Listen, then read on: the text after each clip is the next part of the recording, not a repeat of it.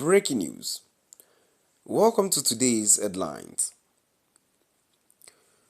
Unrest in Biafraland as Simon Ekpa boys took revenge of their leader in prison. See the shocking thing they did. To my dear listeners from wherever you're listening from, good evening, and before I go into details, kindly please ensure you like, subscribe and share. Now the details. The recent attack by the Dragon Fighter Marine in the Bakassi Peninsula has sent shockwaves through the region, underscoring the precarious security landscape in southeastern Nigeria. In a calculated assault, the militant group targeted the Joint Border Patrol Team, resulting in the death of 9 Nigerian personnel and 4 Cameroonian forces.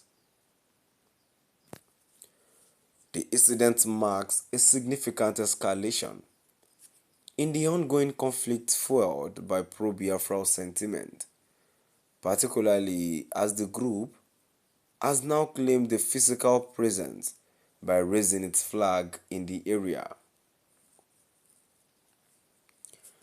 Witness accounts reveal a methodical execution of the attack, with explosives deployed to inflict maximum casualties on the security forces who have been diligently patrolling the region.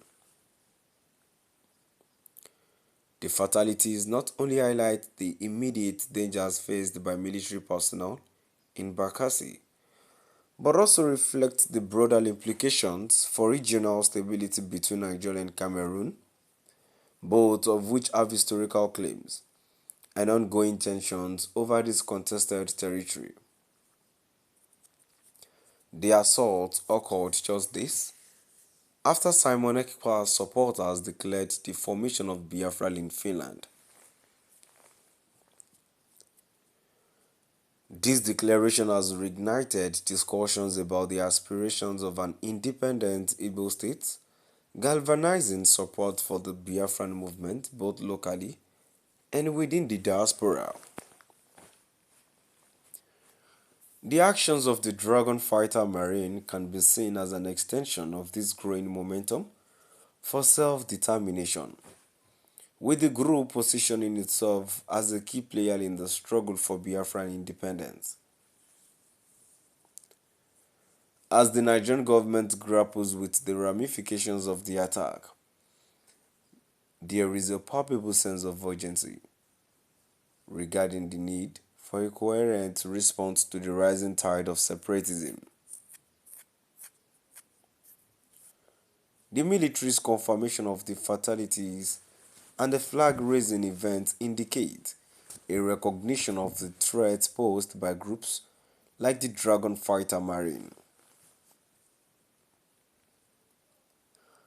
Analysts warn that this incident could further strain diplomatic relations between Nigeria and Cameroon, particularly as both nations confront the challenge of insurgency along their shared border. Local authorities and residents in Bakassi are increasingly alarmed by the implications of such violence for civilian safety. The Bakassi incident is emblematic of a wider trend of instability linked to Biafran aspirations, suggesting that without effective intervention and dialogue, the region may continue to see an uptick in violence and unrest. The Nigerian government's efforts to maintain national unity will be tested as pro-Biafra factions persist in their quest for recognition and independence, with the potential for further conflict looming on the horizon. To my dear listeners, now we've come to the end of our today's news.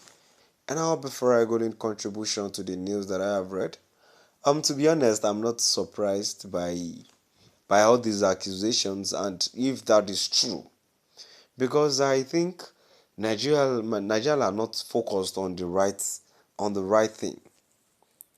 You see, as it is, I think the nation has gone from, instead of facing this Igbo Biafran movement of a thing, there are better things I think the Nigerian government should look into.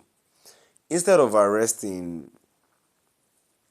instead of arresting Simon Ekpa and accusing him of causing of accusing him of inciting a war of hate and violence in the state.